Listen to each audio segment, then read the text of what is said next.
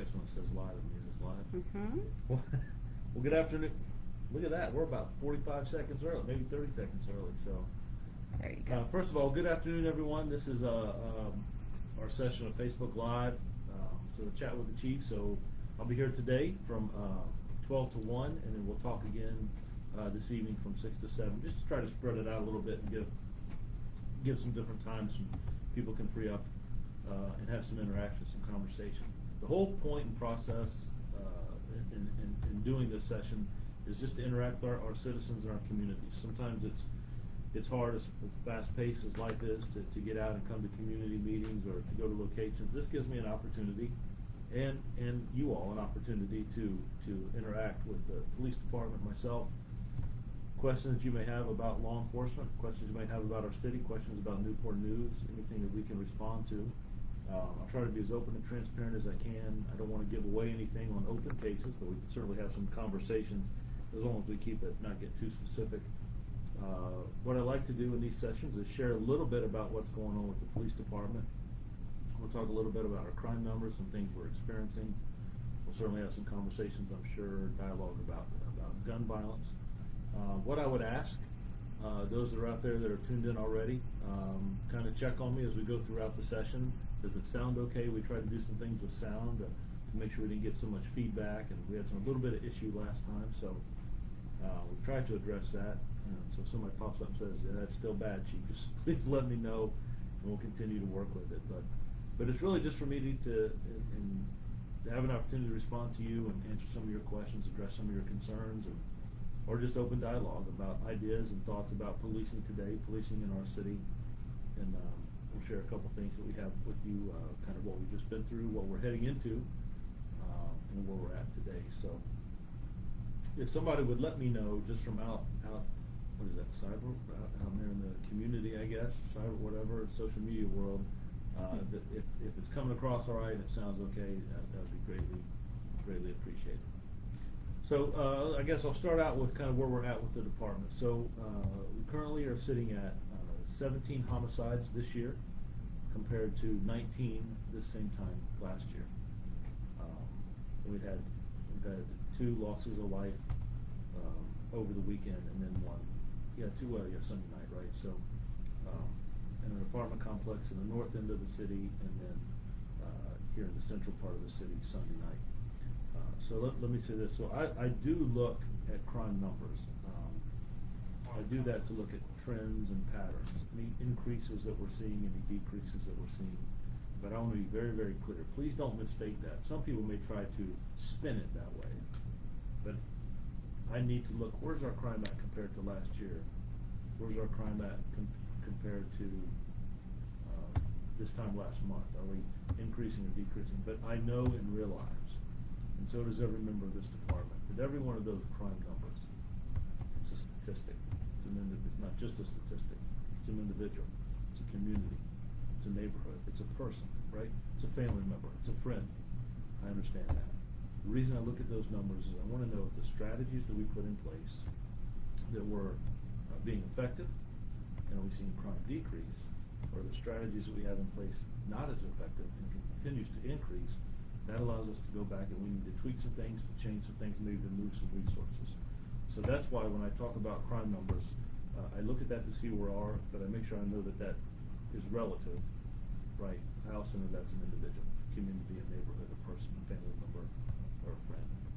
Sarah, does it look like we're doing okay, or does it look like we're for blind? whatever reason, it's not showing your comments. I know you've got them because that's what I'm trying to figure out. Right. I see somebody up there. Why? I need to get rid of this pin comment. Bear with us just for a minute. Get rid of that. Okay. See if we got some things coming. Okay. All right, so we got Jonathan and Carrie. That's the 2 you're seeing? Yep. Annette says we sound is low. Okay? Okay, so let's... Annette, thank you. It could just be me talking low, or maybe I need to scoot up to the microphone. We'll see if we can adjust that. Let me know if that's an issue. Maybe we can turn the volume thing.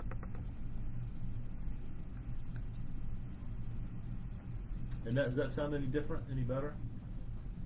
Or do I just need to talk louder? Carrie, thank you for being here. I appreciate that. Appreciate you chiming in. You always have good conversations and everything that you do with us. I appreciate your partnership. Jonathan, I do have a question. Jonathan. Jonathan, I got the screen jumped. Let me get right back to you. Sound is distant. All right, let me see if we bring it in closer. All right, Rhea or Annette, does that sound better? Mike may be too far away, maybe. So I brought it a little bit closer. Let's see if that changes. Can you scroll up for me, Sarah? I didn't get all of Jonathan's comment. I want to make sure I get that.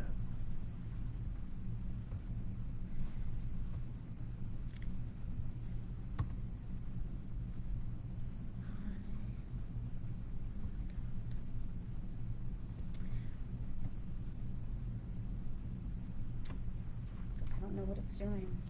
See how it's jumping? Let me when go, the comments yeah, come in? I can put it back on slow, and that does fix that problem. Let's do that. But it's not letting me scroll back. So, Oh, okay. Jonathan. Okay. So Jonathan wants to know when he can sit down with you and talk to you about something. Do you want me to maybe Yeah. reach out? Yeah, Jonathan, if you, so I have an assistant who keeps my appointments and meetings and all that. They get scheduled pretty far out in advance. Meetings and schedules and events like this week is really, I got a lot of late evenings this week. So if you'll just call in, she'll probably ask you some questions, who you are, what's it pertaining to, make sure that I'm prepared, that I have information, or if I need to bring something with the community, I might bring one of the community officers or captain with me if it's something to do with crime or a particular case. So if you'll let Brittany know kind of what it's pertaining to, we can schedule a meeting and sit down, and we can do it by phone or Zoom, right? Or we can meet in person. It's just have to work that time frame out, but we can do that.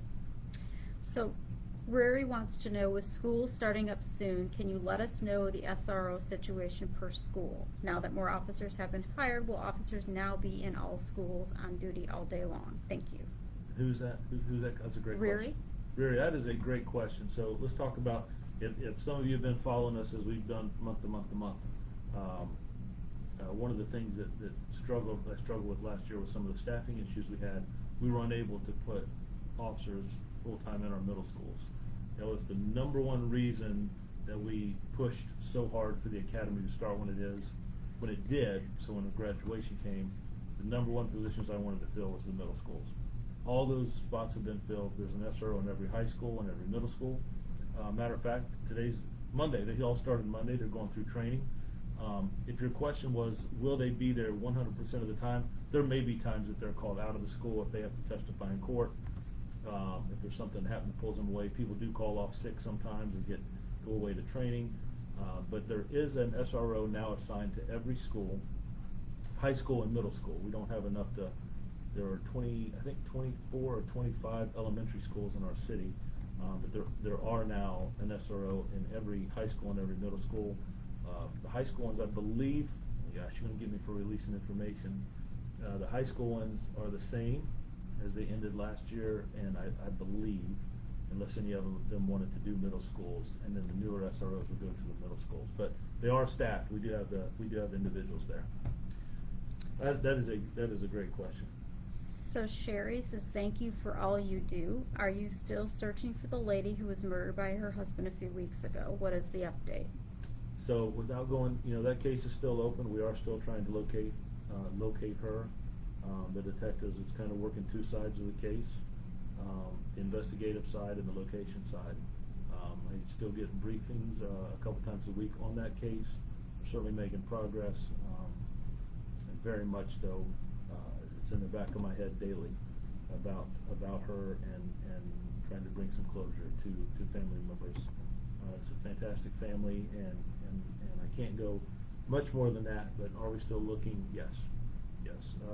I don't have some people have talked about organizing a search. I don't have the information we've had from the detectives and from technologies. I don't have a large area to search. We've been able to locate some very specific locations to search at this point, and that's kind of where we send our forensic teams to process and do those things. So yeah, I don't want to go much further than that because that's a still open case. Carrie, I see your message. It says it's still low. Gosh, I don't know. I don't know if it's our microphones or what. Maybe I'll try. Let's swap this out for 6 p.m. Get a different one. Maybe Oh, it's okay. that Maybe because it's I just don't. mine. Okay, fair enough. So It's Chris okay. would like you to explain exactly what duty to intervene means. Yeah, so I don't know if you have an example. The duty to intervene, it's something we put into our policy a couple years ago. If there's something going on that an officer sees, that they would intervene before it gets out of control, or they would intervene if something wrong happens. So let's say that I was having a conversation with a citizen, and the citizen got frustrated, and I began to get frustrated, and the duty to intervene is another officer may say, hey chief, let me talk to this citizen, let me, or if I've done something wrong, that another officer would intervene in that situation. That's kind of what we're trying to get is for everybody to be responsible and accountable to each other. It came out of if there's sometimes if there's a struggle, a pursuit, and that your emotions, right, and your heart starts beating, and you start to arrest the individual you've been running with or struggling with, that maybe someone else to step in and handle that conversation. Sometimes on domestics, if it gets loud, that another officer steps in. So that's kind of the example of what we're talking for. Or if individuals, there are individuals out there that try to provoke officers into altercations, to try to create situations, just to be able to walk away from that and not get drawn into those types of situations. That's a good question. Let's see, I'm seeing Sandra as the one before her. Yeah, so up farther though, Sandra says, find the motor for the 7-Eleven killing. I wonder if she's maybe looking for updates. So on I will that tell one. you that the 7-Eleven double homicide, that case is still open. Actually, I just last week got a briefing on all the open cases so far this year. So that is a hard case. They're doing I will tell you, the detectives involved in that case have just done an amazing job. It's just we're really hoping that someone will come forward and add a little bit more information. But it's it's tough when there's we look at the technology side and individuals that might have some information and asking them to come forward. And I understand some people are afraid, or some people fear that. I get that. So yeah, but that case is still open. We have not made an arrest in that case yet. There's a case about Katie, I believe. Or a So question about before Katie? that, Annette, Mhm. she would like to know what you think is contributing to the rise in shootings and gun violence. And that's a great question. I've been having that conversation across the state, conversation with other chiefs across the country. What I hear are some of the topics is the quick access to firearms, the inability to de-escalate, the inability to walk away, anger, frustration, COVID, a feeling of self-worthlessness, not feeling that anybody cares, that you have nothing to lose. Those are things that we hear about. I looked at our numbers yesterday morning. The number of firearms we're taking off the street are still more than last year. It's approaching the 500 number of guns removed from the street. But we still see shootings, right? We still see individuals in the cases that are solved. When we probably solve about a third of our shooting cases.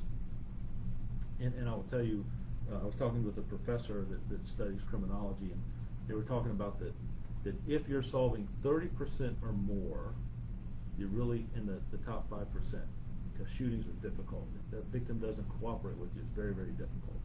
We're hitting about 33%. So when I bring that up, only to say when we look at the motives, here are some of the motives we get. An argument, alcohol, past boyfriend, past girlfriend, domestic situations. Someone disrespected me on Facebook. There are those that are in different groups or different gangs. Robberies, that go bad, and when I say robberies that go bad, I'm referring to meeting someone to do I'm going to sell a cell phone, or I'm going to sell a pair of tennis shoes, and it happens at night.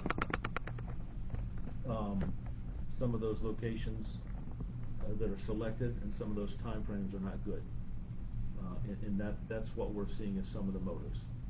Most of those deal with anger and frustration, and instead of walking away, it's just quick to pick up a firearm and pull the trigger. And when you fire, no one should be shooting at anybody, right?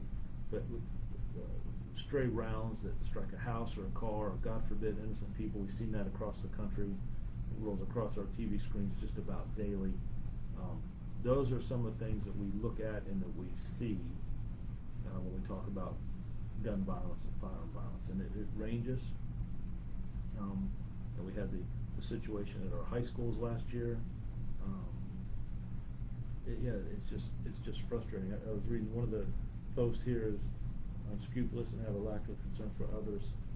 Yeah, I think that's right. When you talk about, it's just I don't get how you pick up. And here's the thing: it's not a video game, right? And you affect the life or an injury of someone else. You affect that family. You affect that community. You affect that neighborhood. You affect the officers that work those cases. But you also affect yourself. Now you're wanted, right? Now there's individuals that are looking for you, and I don't just mean police. I mean retaliation-wise, right? And it may happen a month. We've seen some retaliation cases that happen 2 years later. You affect your own family. You affect your kids or your brothers or your sisters, aunts, uncles, people that love and care about the individual who pulled that trigger. So you're ruining multiple lives. And I'm telling you, it's just, I think some people think it's a video game that you can hit pause and walk away from, but there are dire consequences with that. And to take someone's life, to use deadly force, to fire a firearm at someone, it's just, it's some individuals, when we sit and interview them, they completely break down. I was just so full of anger and rage, Chief, Detective, I didn't realize what I was doing. But you can't take it back. So yeah, that was a pretty good post. It's about emotions. You have to see it was about emotions. So those are great questions. And a lot of things that we're talking about, the city just gave away or invested in a lot of grassroots organizations and community organizations to do a lot of training. And I'll tell you, a lot of it deals with early intervention and de-escalation and emotions, being able to come back down, to walk away from situations that escalate. One of our SROs did a summer program with a group of young ladies, middle school girls, and one of the things they talked about is having respect for themselves and knowing that they matter, that people care about them, and to be able to de-escalate, to walk away, right? That social media stuff. Never allow the feelings of someone else. This is good. Never allow the feelings or the attitude of someone else to push you to a point where you engage in an act that you can't take back, that's going to cause harm on you. We talk about that to our officers all the time, for individuals in the community that try to, for no other reason, right, that will just try to agitate, to try to provoke officers. Don't pay that any attention. Walk away from that. And those that do that, I don't expect officers to pay any, just walk away from it. If someone's in need or needs help or assistance, we certainly will do that. But those that try to provoke or have a history of trying to provoke interactions, we're not going to tolerate that. Through whether we're on the street or through social media or phone calls, we don't have time for that. There's too many other things that need to happen, too many other people that need help, and those that just want to have that argument, right? Just walk away from that. And I think that's what some of our younger people or individuals struggle with. And I get it. And police aren't immune to that, right? So when we talk about the duty to intervene, that kind of comes to play as calm others down, intervene before something escalates. If something starts to escalate, to intervene in that, and to be able to work well in respect for the citizens that we serve, that we interact with, respect those that need help and assistance. And that's what I want to see our community do. When I talk with the mayor all the time, we talk about that all people have value, all people matter, but to be good to one another. But it's not a video game, and I don't think sometimes people realize that when we see that, oh, well, he said something to my girlfriend, or he posted or she posted something on Facebook, or they disrespected me in social media. And that's very different than sitting in a church in a funeral, where too many men and women have lost their lives to gun violence. And not just here in Newport News, but here in the Hampton Roads area and across our country. Just walk away from that stuff.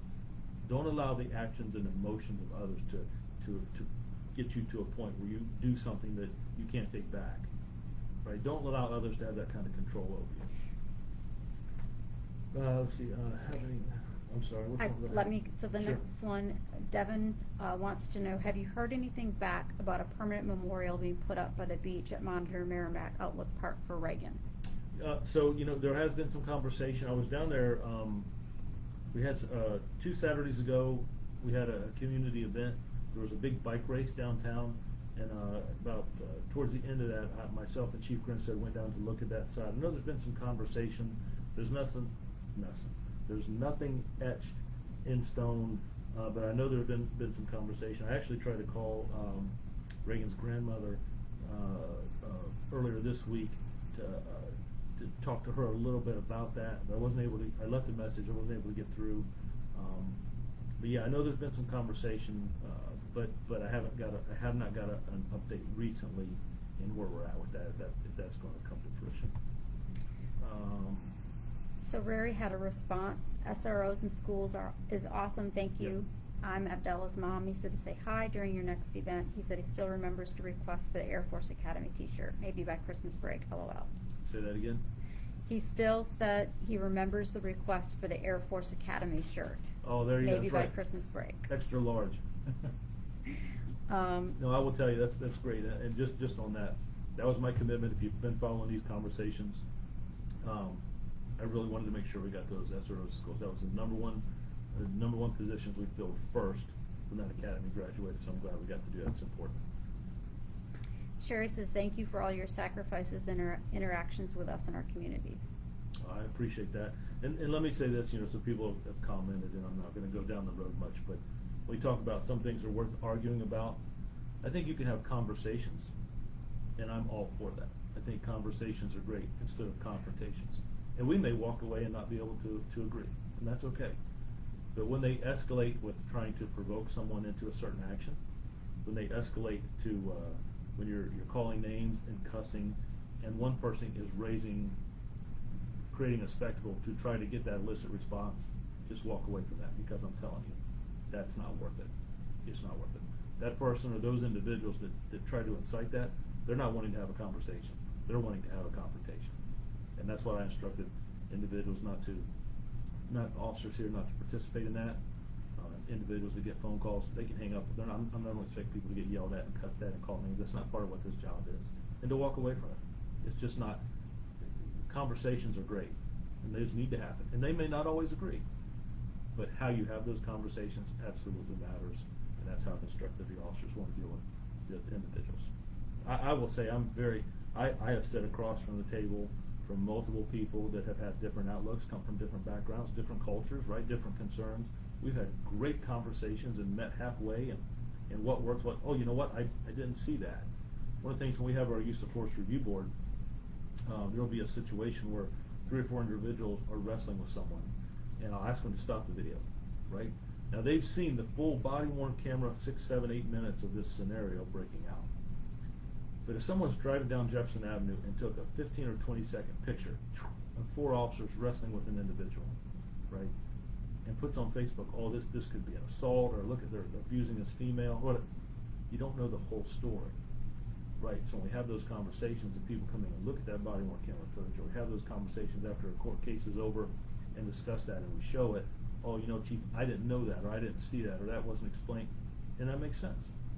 And we still may agree or disagree, but those are good conversations, and that matters. That matters. So I think I'm very, very thankful that our citizens, our city council, our mayor, that I try to be open and transparent, that we have those conversations. I think it's important. I was just talking to a school board member earlier today, and we were talking about making sure that our students are safe and how do we best respond to situations in our communities, making sure that if something happens in the schools that may relay into the community, we have that good information, and vice versa. So that's great, and I'm really appreciative of those that are willing to sit down and have conversations. I think that's one of the things that separate us from some other entities, that we are able to have good conversations here and are open to that. So that's a great question. Tammy. Let's see. I want to read one from Tim. So- Have you had any thoughts about NMPD conducting training classes on handgun safety topics such as when I can shoot, when I can, intruder in my home? So are you, help me just follow up with that a little bit. When you talk about the handgun safety, are you talking about for community members, or are you asking, do we get that training in the academy? Or are you asking, would we put that training on for other entities? Just kind of share me, just to make sure. Robin says, "Happy Tuesday, Chief." Robin, thank you. I appreciate that. Thank you. Thank you. We missed one from Danny. Danny asked, does the PS work closely with the Community Service Board mental health counselors on calls that need MH assistance, mental health assistance? Asking, do we, or? Yeah, I think probably she's referring to the care unit, maybe. So a couple years ago, when we looked at some different things, 21st century policing, how do we do a better job? What can we do above and beyond? We talked about a lot of the calls we go on deal with mental illness, people that might be in a crisis, and it could be that they're having a breakdown, it could be suffering from depression, it could be an issue with medication, it could be alcohol and medication, it could be something that the medication that they have not had it, whatever it might be. Sometimes the uniform showing up causes that individual to feel a certain way, and then now there becomes a clash or some type of confrontation. So I really give the credit to then Assistant Chief Hudgens, now Chief of Police Chief Hudgens down in Pineville, North Carolina, that he wanted us to create an alternate response. So we were able to do that a couple months after he left. So we partner with the health department, the fire department, and paramedics. We have a care response, if you will. And this is a vehicle that has paramedics and clinicians that respond to mental health calls. They're the first responders, and we kind of take a back seat. So we will still respond for safety, but it'll stay in the driveway or the street and not go up to the door, and let first see if they can and handle that situation. Now, if there's any sign of violence or anybody being hurt, because we know that sometimes that happens, that we're there. But it's really try to create an alternative response. I think it's been very, very beneficial. And I think we're going to be adding to that program as we move on into the future. I just think that's a tremendous benefit. But I did not realize. I did not realize how many calls we go on that deal with mental illness, or those that suffer from mental illness. So. She said for citizens. Yep. Yeah. So I'll tell you, there's a couple groups that we partner with. If you want to reach out to us or message us, we can do some gun safety training. It's funny you mentioned that, as I wasn't sure where you were going originally, because right now we're doing really all summer. I bet by the time we're finished, we've probably done 20 trainings, including the schools. That's what's going on this week. We call it craze training, but basically what it is active shooter training for our churches, for our schools, for different businesses, what to look for, ways to try to decrease the probability. I wish I had a magic wand and could say, it'll never happen. But what we try to do is decrease the probability of it happening, and helping individuals and groups understand what kind of response you will get from the police, from the fire department, from paramedics, what our crime scene technicians will do, and how elaborate that can be as we address the situation and then process the crime scene, why we do what we do, how we would evacuate a building, why we may not evacuate a building, how we deal with social media, because it moves so fast, right? So if it's a situation with a church or a school, you're going to get messages from family members that dealing with members that come to a scene that we're trying to coordinate who's a threat and who's not. When Columbine happened, that really changed law enforcement on how we respond to active shooter situations. Before it was kind of encircle the building, lock it down, and wait for the SWAT teams or the tactical units to respond. And now that's older training. Now it is officers entering that building and addressing the individual that's trying to commit harm, trying to hurt people, to address that individual and create that confrontation between them. And we see that more and more, and I'll tell you, it's we get after action reports from a lot of agencies that respond to those type of situations. What worked, what didn't work. We will send officers. Myself and Chief Grinstead were just out in San Francisco a couple months ago. We got to hear from certain chiefs of police that have had. We heard from the chief in Buffalo at the Buffalo shooting, and then we heard some situations that had happened down in Texas as well. So it's just, what can we learn? What can we do better? And that's great. The craze training is very good. Yeah, and that's exactly what's going on across the country, or across the state, across our city, across the country. I'm sure a lot of that is going on, but I will tell you, here in Newport News, we have it's a really elaborate system. We use a lot of volunteers, but we have some experts that are trainers that are going to go out and have gone out, and like I said, churches, businesses, and really schools this week. I just think that's important, that we stay fresh on that, and I wish we didn't have to. But the things that we see, like I said, across our TV screens around our country, I think that we have to be vigilant. And I wish I could say it'll never happen here. I wish I could say that. I just think we have to pray and be vigilant and train and try to the best we can to reduce the probability and make sure that we're proficient on how we respond, right? That we deal with communication issues getting there. But at the end of the day, all those things, the most important is to make sure that we address the individual that's creating harm or trying to hurt people. That's the first and primary. All the other things playing that is the most important.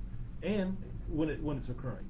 But I would also say, when we see signs, when people make threats or they say something, if people hear that, or they see something written, or you're seeing somebody on Facebook or social media that's talking about that, to let us respond to those things. I would much rather respond, and people may think that stuff's funny, but we can't just let it, they didn't mean anything. Oh, my son or daughter wouldn't do that. We can't look at it that way. So we really have an elaborate, through technology and our partnerships that we have with our federal partners, our state here locally, the training that officers have here, that we're able to look into those things and respond to them very, very quickly. And I will tell you that we don't take them as a joke. We have to respond to them seriously. So that's great. Rhea, I'm glad you're here. You're getting ready to start school back. I think you're going to be being one of our guest speakers coming up. We'll talk about that a little bit later today, but I'm glad you're here. Deborah, thanks for being here. Did I miss one? Yeah, and it's not. That's too weird, because it's just not showing up on. It's John's question. Can you read it from the phone? No. Okay. Yeah. Facebook is. I'll tell you, I have to apologize. So it's really the last couple sessions we've had some glitches, and I don't know if it's our system. I don't know if it's our microphone. Well, I don't this know if is it's the chat, but it's Facebook is not allowing you to scroll back. But it's strange. The question, I can see it here, but it's not on my stream on my phone. you can. Okay, I'll just try to hit them. John, can you repeat your question? If you're still there. Sharon, Ms. Taylor, good afternoon. Thank you. I appreciate that. Appreciate you being here. Thank you. I will tell you, I got some good news before I walked in here. There was a group that had asked us about backpacks, right? And everybody's doing back to school, and we were able to secure some backpacks. So I've got some good news. I got to make a phone call after this, but we had some donations, and I think we're going to be able to partner with the local group here that's working with some kids to make sure that they have backpacks and some school supplies going back to school. So that was really, and I think that again plays into our relationship with our communities, our schools, our businesses. That hey, Chief, how can we help? And sometimes it's just having a link, a connection with someone that we try to make things better and focus on youth in our city. I think that's important. John, how do you track the success of your department's initiatives? So, John, there's a couple ways that I look at that. Every Thursday from 1 to 3, we have a meeting, and it rotates, right? So, first Thursday of the month is our ComStat meeting. Then we have an intelligence meeting. Then we go back to ComStat and back to intelligence. Our ComStat meeting is a comprehensive look, big picture from the precinct captains of what's going on in their precinct. Now, each precinct is divided into 4 districts, 4 beats, 4 sectors, 2 sectors, 4 beats. Each sector has 2 districts or 2 beats. and each one of those sectors has a lieutenant. So there's a direct, right, we're trying to drill down accountability. So we look at success a couple ways. One is I want to know, what are we doing about crime? Is our crime, are we decreasing our crime that we had from the same time frame a month ago, the last 30 days? Are we decreasing our crime from this same time last year? How do we look at our crime compared to a 3 or 5 year snapshot? What initiatives do we have in place? What initiatives might be working for burglaries in the north part of the city that we haven't tried in the south part of the city, and we need to change our strategies? So if we're still seeing crime go up and those strategies are the same, then those strategies aren't working. We might have to tweak them a little bit to change the hours, to move them from Monday through Friday to the weekends, or from the weekends back to Monday through Friday, or rotate them to have some different strategies on day shift. Do we need to place a camera in this location? Is there illegal dumping going on, and do patrol checks or position a camera to watch that? And are we seeing a decrease in crime? The other thing we measure is our overtime, our money. We measure our community events. How many community events did we do this summer compared to last summer? How many interactions did we have with youth? What are we doing to improve the quality of life in this particular neighborhood? We measure complaints. Are citizens complaining more against officers, or are complaints going down? Are use of force incidents going down or going up? And we review those. So we're looking at from the crime side, that CompStat side, we're looking at a comprehensive approach to what we're doing in our department. The Intel meeting is more about solving the crimes that occur, right? So CompStat is more about what crimes are occurring, and are they decreasing or increasing, and are the strategies effective? Are they linked together? Our Intel meeting, which is the second and fourth Thursdays of the month, they focus more on, here's a homicide, here's a robbery, here's a shooting. Are we clearing those? What's the next? Who's help? What are we missing in this case? What are we missing in that case? This case is, an arrest has been made. Here's what happened in court. This case, an arrest has been made. Now we're in the court preparation. Are we linking? We had an individual who was homeless, who was breaking into some facilities. He wasn't stealing things. He was breaking in and looking for shelter. So that's still a crime. It's still damage to facilities or churches or businesses. We have to address that. Now, what strategies are we putting in? What initiatives are we doing to try to address? What resources are we looking at? And what other resources have we not thought about? So this neighborhood is having a problem.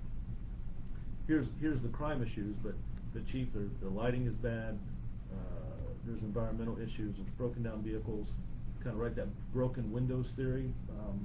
So if we address some of the blight, if we address some of the lighting, if we address some of the broken down vehicles, it might make a difference in that community. So all those things, I will tell you, we measure just about everything. I kind of, to the philosophy, if you can't measure it, it is very, very hard to manage.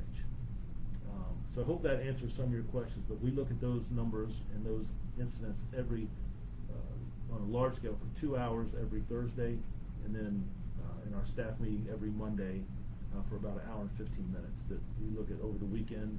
And we even project out. We knew that we had X amount of crimes, X amount of shootings, X amount of robberies in the month of September. So we know what we have to fight against. And then we'll look at, well, what neighborhoods got hit hard in September, or what neighborhoods got hit hard with burglaries in December last year, and put a plan in place to address that.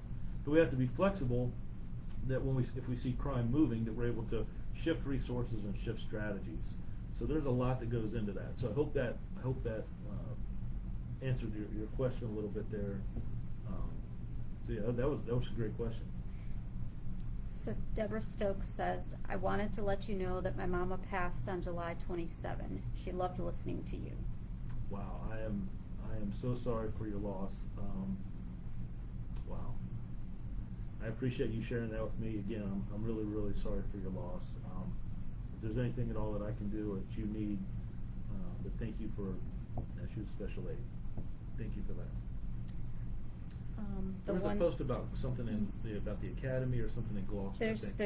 There's a couple. So Riri first says, has the police department considered offering concealed carry classes? We've attended a few classes, and one we attended through the Gloucester County Sheriff's Department at least 4 or 5 years ago, had a section where they discussed when a citizen was protected by law to shoot back and when not protected by law to shoot back. They really broke down the law and helped citizens to understand their rights and responsibilities. Is it a possibility NNPD would offer this training? It's interesting. We may have a version of that. I'll have to talk with our academy to see what we have out there. Is that something that we do, or if we partner with other entities to do that? That's a great idea. good. And then Sherry, she says, your police academy works. Years ago, I parked by one of your academies to delivering checks to my employees, and all I heard was, get down on the ground. I threw the checks and got down. My staff laughed for days. Okay. Yeah, Sherry, give me a little bit more on that. Were you in training, or was it you just? But yeah, I will tell you this. I think we have some of the longest academies in the state of Virginia. We work a lot with DCJS. We ask them to evaluate our training, look at it, what we can do better, how are we looking at compared to the state. Not saying we're better than any other agency. I'm not saying that at all. But what I am saying is that we really invest heavily in our training, not just when you're in the academy, but when you get out. And the instructors, we put a lot of resources. They won't let me forget. I still owe them one more instructor. We'll fill that probably the first of the year. There's an academy that just graduated a couple weeks ago. My number one priority was to fill the school resource officers in our middle schools. We had to do a couple sergeant promotions, so I'm happy for those 4 that got promoted. The next go around, I need to get the academy, their instructor back. I got to add a few detectives to our major crimes division, and I owe detectives to our special investigation, our 2 narcotics teams and our gang unit. We should be in very good. We've got a class of 2021 in right now that will graduate towards the first of the year, and then we're getting ready to start another class at the end of August or the first week of September. Our goal is to put 20 or 25 in that class that will graduate. I'm sorry, the class graduates in November. They're halfway through. The class that we're getting ready to start will graduate into February, 1st of March, so they continue to fill vacancies. And I will tell you that we don't get the same number of individuals that apply as we've had in the past. Recruiting is hard. We added some resources down to our recruiting division. I think the best thing we have right now going is word of mouth, people that are familiar with this department. We get a lot of individuals that come here and I ask them, why Newport News? Well, I heard about this. I saw you on Facebook. I saw not me, but they saw the department on Facebook through social media. My college, I was in college classes. I was in the military, and we like what you're doing with youth. We like what the opportunities the department has. But we are recruiting year-round. And we'll hire people before the academy starts to let them work in different entities of the organization until that academy starts. I don't want to lose good people just because one academy in some other city starts 6 weeks before ours or 6 weeks after ours. So we're willing to hire you earlier and get you in the door, let you get some experience in some different divisions before the academy starts. So, Anna, thank you for all you're doing. Anna, thank you. I appreciate that. It means a lot. I appreciate everything you and your church do and volunteer work that you do here. It's a tremendous benefit. Love this idea. I love this idea. And Dennis, I'm assuming both of those posts are about the concealed carry class. So yeah, we can look at putting something like that together. Let me just check with them. That's a great. I'll try to have some more information on that at the 6 o'clock session to see if that's something that we're doing or something that we can do. I usually try to meet with the academy staff a couple times a year, go over our curriculum. There's a couple things that we do different in our academy. One, we'll take the recruits out for a week, put the books away, the laptop away, and just let them ride in a police car for a week. Second, we'll take them out of a week and let them do community service, right? Community interactions. I want them to learn that before they get on the street. And when I talk about that, we're either doing something with elementary kids, middle school, high school, or working with individuals that are homeless, individuals that have drug addictions, or working with our churches and things that they may be doing will help people repair a home. But I want them to have a heart of service. They know that's what we do in this profession. Is try to interact with other people and help when needed. So, and then we take a whole class, a whole week, and work on how we talk to people, how we have conversations. So earlier on, some of the comments were, how we engage in conversation, how we're able to de-escalate. Believe it or not, what gets us in trouble the most is how we talk to people. We're human, right? Just because we put this uniform on and this badge doesn't mean that we're any better than anybody else. But it does mean we're held to a higher standard, and we accept that. It does mean that we wear a body-worn camera on our chest that records what we do and say. We accept that. So what we try to do is, in instructions, is try to give individuals training, a whole week of training about how to de-escalate ourselves, how to step back from a confrontation, how to try to use words and be good listeners. That's all part of communication. And are we listening to people? And I don't just mean by hearing what they're saying, but do we feel what they're saying, what they're trying to project, what situation they're going through, and how we try to keep people calm and reestablish order. So those things, I think, are important in our academy, and it helps us do better at our job. Faith, good afternoon, Chief. Hope you have Faith, I appreciate that. Thank you very much. It means a lot. There are a couple of questions, Okay. comments that disappeared. So Okay. Rory wants to know who to call to report streetlights that are out. So on the department's website, on the city's website, their works and utilities can look at that. Or if you want to call the police department, not emergency number, right? So we're not tying up 911. But if you call us and let us know an area or neighborhood, we can facilitate that information. And I should have said earlier on, we're moving. We're going to have 3 environmental officers, one assigned to North, South, and Central Precinct. And those environmental officers are going to address that. They're going to address blight, lighting, trash, overgrown shrubs, stop signs that are down, abandoned vehicles, houses that have been left abandoned or boarded up and they've been kicked in, and maybe prostitution or drug use going on. But we're trying to clean up, to partner with our city, right? Our works and utilities, issues in our communities and neighborhoods that make them appear, right, that there's issues that we, overgrown grass, right, those type things. So we're going to have our own program. We have 1 officer now, and when this academy graduates in November, we'll be selecting a couple more to address blight in our cities and our communities. And we'll start in areas that we're seeing. We talked about initiatives earlier, right? We're going to start in areas where we're seeing issues with crime. Can you explain First Amendment? Audrey has got to have started showing up here doing videos of people coming and going to different buildings. Now I've known a couple. I've seen a couple. I've heard a couple of reports from here and other departments, other agencies, individuals that show up recording and they ask questions. Now I don't know what is behind.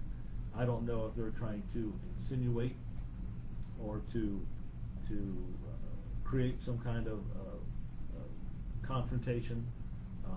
What we're doing, what we told officers here is if we're asked to explain the best we can, why we do what we do, and then move on. To not get drawn into government debates and not get drawing into debates with individuals. As long as they're obeying the law and not putting people at danger or not going into places where they're not allowed to go into. They're not trying to get into a building and someone asks them to leave, and we'll tell them that you've been asked to leave, and then they may say they're our First Amendment, but if it's into an entity that's causing a disruption, right, or if it's in something that, if you have a question, we'll try to answer it, but you can't be in a location. You can't just come in and walk around police headquarters where people are being interviewed. You can't just come in and walk around the post office. You can't just come in and walk around the court system behind where the jurors and judges. So, I think some of it may be research. I don't know. Some of it, I believe, is to try to incite confrontations. And I think we just have to be smart of that and not get drawn into that stuff. Deborah's saying we've seen an influx in criminal activity in the Denby, off Campbell, and Bland. A lot more people coming through, checking vehicles, and hearing gunshots. Yes, I did call about the gunshots and encourage the people to video. Boy, Deborah, that's perfect, and I appreciate that. I'll pass your concerns on. I've heard the same issues. I'll pass that on to the precinct captain up north. Captain Cup, he's got a great team in the north part of the city. But yes, anytime that you see things, communities see things or hear things, I really would like to push in the city of Newport News that we become a very technical, a very smart city. And some of that starts with apartment complexes, businesses, homeowners having cameras. And something, why do we want that expense? I can tell you, it is so beneficial. Well, Chief, nobody's breaking into my business, nobody's breaking into my house, and they may not.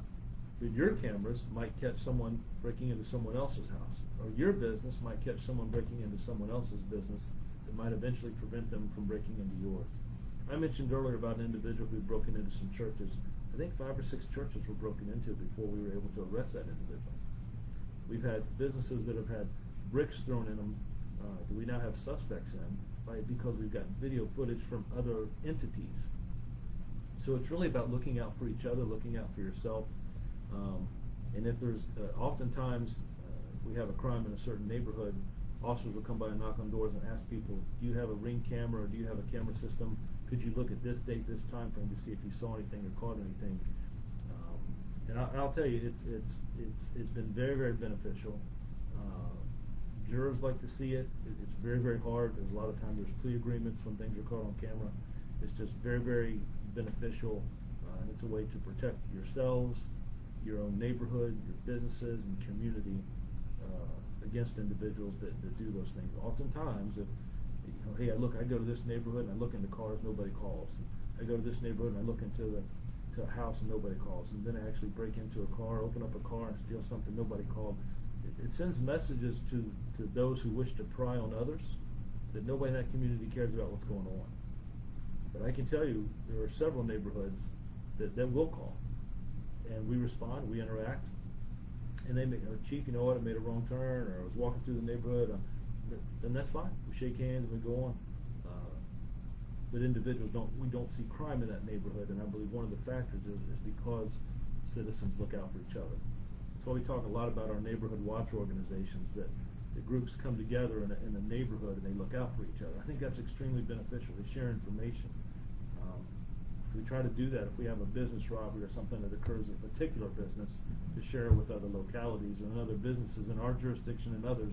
This is something we've seen, we want to share it, that maybe talk to your businesses that have the same type of business or the same title, the same name, that this might be something that is happening. So, let's see, panhandling, is this illegal? So many people are on the street corners and medians asking motorists for money. There's even a guy with an electric guitar that sets up in a median. So it's illegal to get in the roadway and disrupt traffic, or what they call aggressive panhandling. We don't want to see people put in danger, but it becomes very difficult.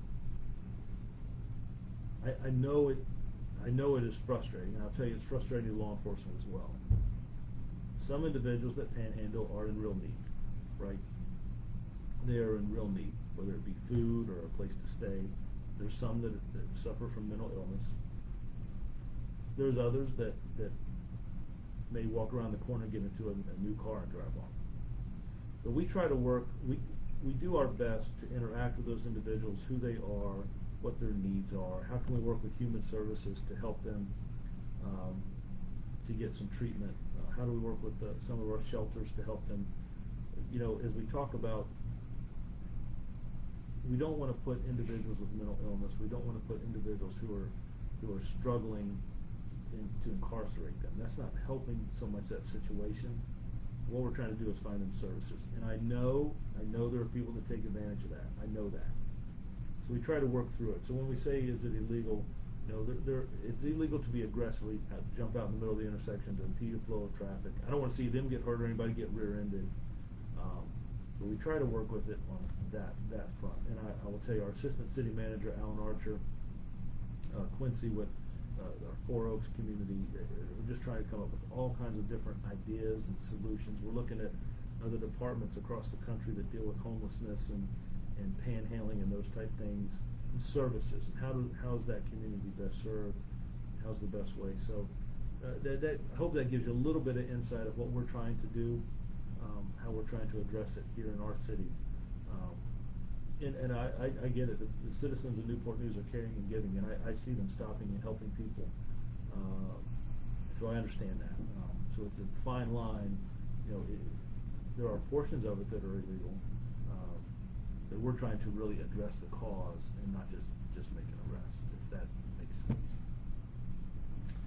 I'm sorry I may have missed it, but Atkins is still a high-speed area. I didn't see people below me at high rates of speed. No, you didn't miss it. You're absolutely right. I know we've tried to do some traffic checkpoints and DUI checkpoints and speeding enforcement checkpoints in that area. I still get some calls about speed there, so yeah, it hasn't escaped our radar.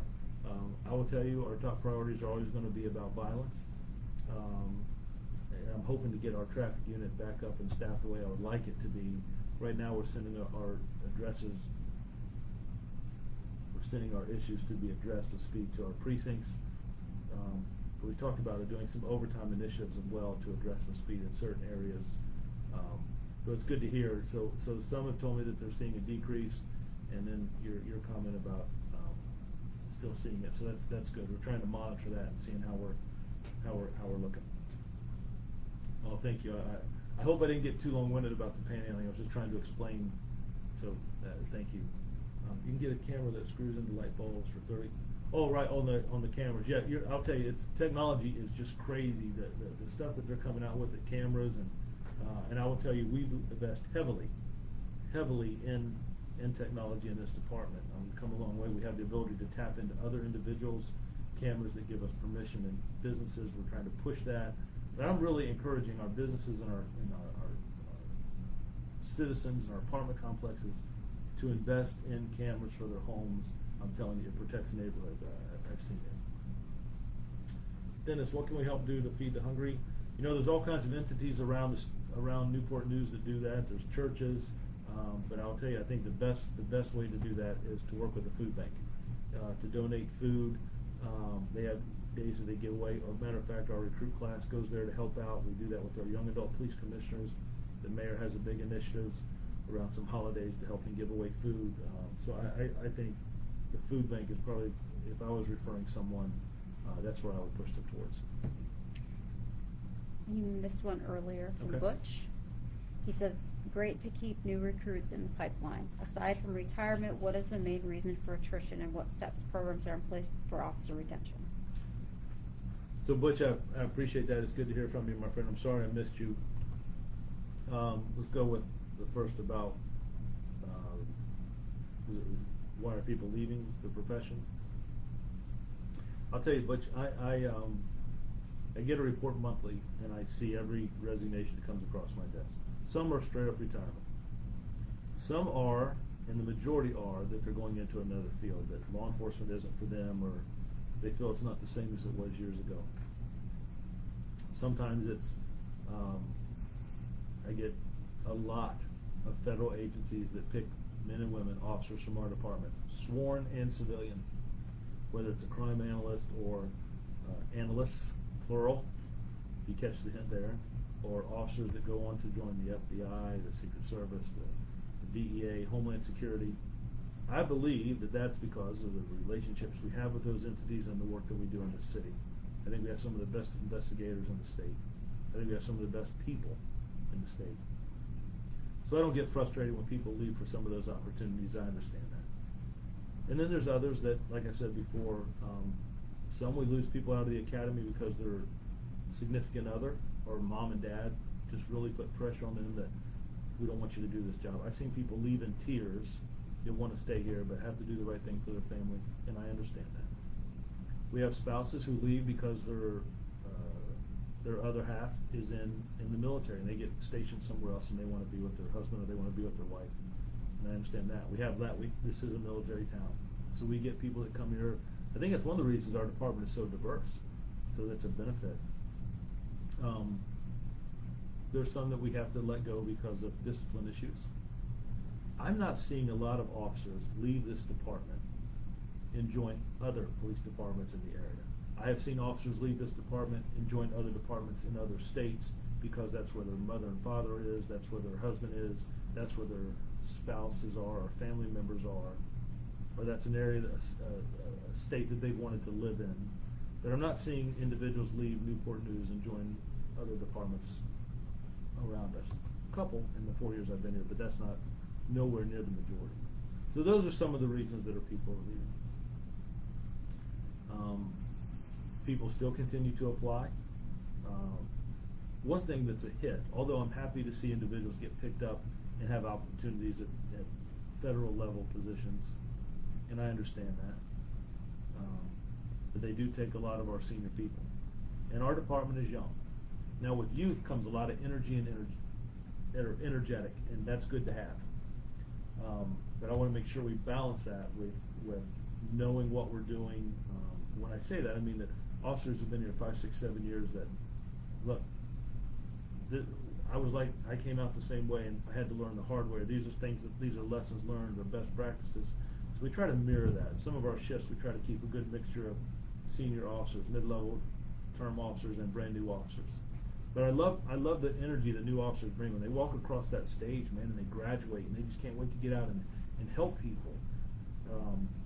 But also, we lose some experience that way as well. So what are we doing to try to curb that? One, I think, is we continue to offer opportunities. We offer training. We're trying to work with our city and even our politicians about doing some different things to keep individuals in law enforcement. And I will tell you, I don't think it's much different here than other entities, other cities, other places in law enforcement, especially city police departments. There's not a lot of people, even when I started, there's not a lot of people who want to put their life on the line, who want to do a life of service to others, that face and see some of the most horrific things: traffic fatalities, homicides, shootings, women that have been assaulted or men that have been assaulted by their significant other in domestic violence, elderly abuse, abuse with children, sexual abuse of children, responding to rapes and robberies, and God forbid, homicides. People that do that, and then 24 hours a day, 7 days a week, that take time away from their own families, that miss ball games and anniversaries and dance recitals, that miss family outings, that work all night on a midnight shift, then spend some time at the hospital for somebody to get cleared medically, or to get off and then go to court and go home and sleep, to see some of the things they see, get 8 or 9, 10 hours of sleep, and then come back, and we expect them to do the same thing the next day and to do it proficiently. That's hard. That's hard. Like I said, just this badge and these patches don't make us any different. And they see things that I wish no one had to see. So people that were willing to make that sacrifice and do this job, I try to run this department like a family. They matter to me. The stuff that they go through and see and are exposed to, they matter to me. They never know what kind of call they're going to get next. They never know what's behind the door or what they're walking into. They matter to me. Their families matter to me. So I think that's one thing, is to make sure that we're promoting the right people, putting people in the right place that have that same philosophy, that the best asset we have in this department is not our technology, it's not our vehicles and our equipment, it's the men and women who wear this uniform, have a desire to serve citizens, to try to make things better, sworn and civilian. There's a lot of people that will critique what we do. And believe me, we make mistakes. There's a lot of people that will critique. Chief, I didn't like this, I saw that there are very few that are willing to raise their right hand, go through 7, 8, 12 months of training to go out and serve others. So I just ask people to take that. I think it's making sure that we reward people, tell people we appreciate them, that we get out and interact with our community, but trying to also work, whether it's a STEP program or issues with benefits, opportunities, looking at who we want to recruit and bring into this organization. All those things, I think, play a role. I don't think there's one thing that would increase more people coming into law enforcement. I don't think there's one thing that would stop people who are leaving. I think it's a multiple of those things. I think leadership plays a role in it. How people feel they're valued in an organization, and how they feel their community feels about them in an organization, if that makes sense. Hope I answered that. Right through the city, it really looks bad. Yeah, I'll tell you, I get the philosophies on panhandling, and people, this is how it looks, and this is the perception. I hear that, and then I hear the other side too, that people are hurting, they need help. This is one way that they find a way to make money to be able to eat and to have a roof over their head without committing crimes or violent. So I'm telling you, I get it. I really do. And the mayor and I have had a lot of conversations. The city council, a lot of conversations. So yeah, I understand. You see, and I think that's another point too. Let me hit that a minute. That when we can sit down and talk like that, that's how you solve issues. That's how you make. It doesn't have to be confrontational. And I don't think that we're disagreeing. I know it doesn't look good. Driving through was out in some other cities where I've done training and attended training, and I see individuals that are homeless and homeless tents, and you see stuff on the news about individuals that have struggled with drug addiction. It doesn't look good in any city. Nobody wants that. But I also have to say this, that it can't just be a police issue, right? If the answer is just to arrest everyone, we're going right back to the conversation, we're putting everyone in jail for these minor offenses. There has to be programs that help individuals, and I know that's challenging too. So it's really trying to address a root cause and trying to find what's best. I don't know if there's a blanket approach. I think it is individual based,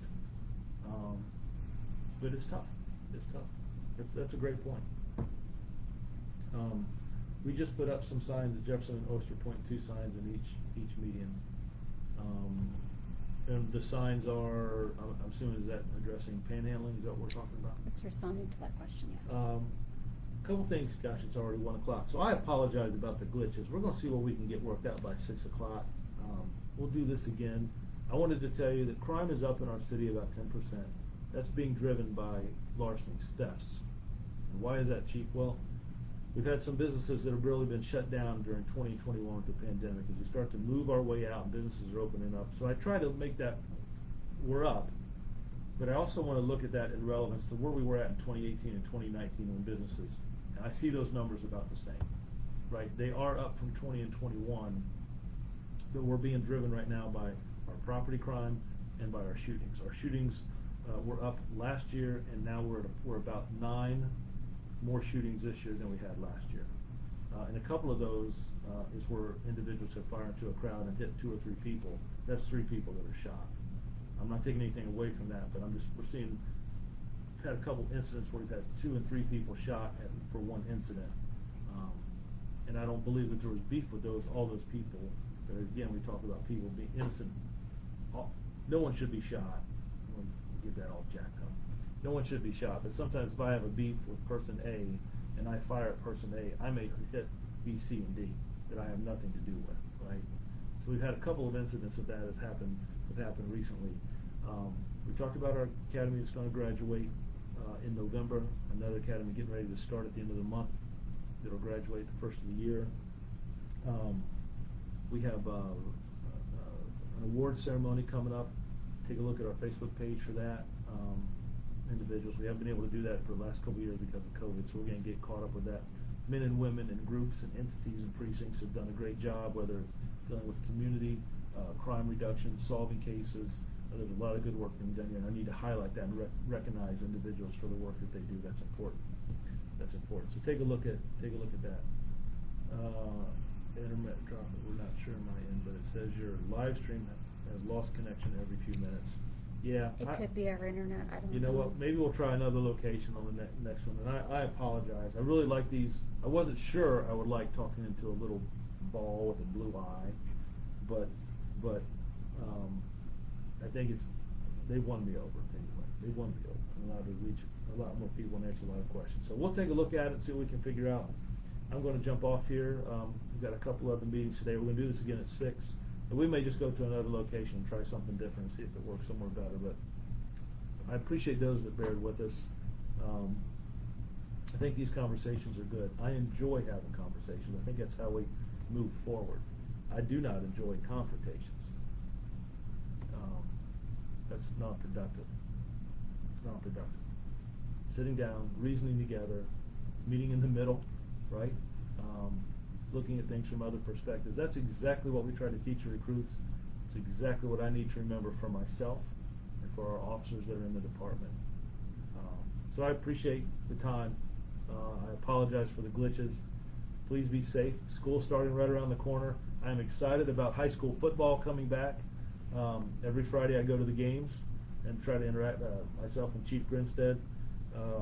Not only the officers are working, but we enjoy being there and seeing the schools compete against each other. And yeah. So look, be safe. We'll do this again at 6 o'clock. Thanks for those that stood by us today. We'll try to get this thing fixed and do better at 6. Okay? Take care. God bless you guys. Thank you.